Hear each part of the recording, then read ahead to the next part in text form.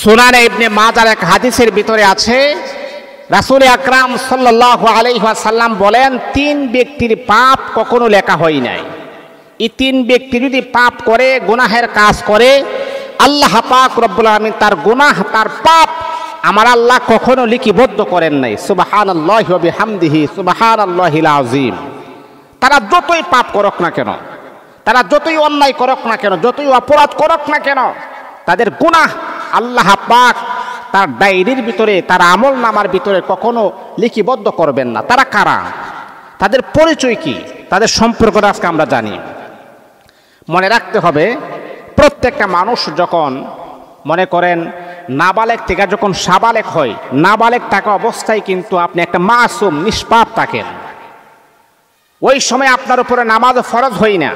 যখন আপনি বালেগ হবেন তখনই আল্লাহ পাক আপনার উপরে 5 ওয়াক্ত নামাজকে ফরজ করে দিবেন, রোজা ফরজ হবে, হজ করা আপনার উপরে ফরজ হবে যদি আপনি স্বাবলম্বী হন।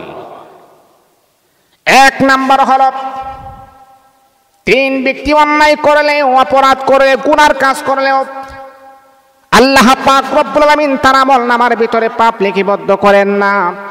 এর মধ্যে এক নাম্বার হলো, নাবালক ছেলে মেয়ে যখন কোনো পাপে যখন জড়িত হয়, এখনো তার আমল নামার ডায়েরির কাজ শুরু হয় নাই, ওই নাবালক ব্যক্তির যতই পাপ করুক না কেন, তার আমল নামার ভিতরে কোনো পাপ লিপিবদ্ধ করা হবে না। দুই নাম্বার হলো, যে আল্লাহ তাআলার বান্দা ঘুমিয়ে থাকে, ঘুমন্ত অবস্থায় অনেক সময় আমরা খারাপ খারাপ স্বপ্ন দেখি। অমুক নারীর সাথে আমি সহবাস করতেছি, অমুকের সাথে আমি সহবাস করতেছি। যদি এমনটাই আপনি দেখেন, কারণ আপনি তো ঘুমন্ত অবস্থায় আছেন, ঘুমন্ত অবস্থায় যা কিছু আপনি দেখেন না কেন, যত খারাপ দুঃস্বপ্ন আপনি দেখেন না কেন, আপনার আমল নামার ভিতরে কখনো পাপ লিপিবদ্ধ করা হবে না।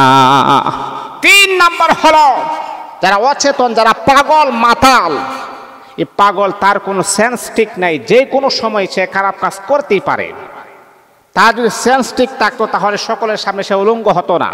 তার কাপড় নাই, এদিকেও তার কোনো ব্রকেস নাই, কোনো খেয়াল নাই, সে কাজ করতেছে। সে যদি অন্যায় করে, তার পাপ আল্লাহ পাক লিপিবদ্ধ করবেন না, কারণ সে হচ্ছে অচেতন পাগল। এই জন্য এই তিন ব্যক্তির পাপ, সুনান ইবনে মাজার এক হাদিসের ভিতরে পয়গাম্বর বলেন, তাদের পাপগুলো আল্লাহ পাক কখনো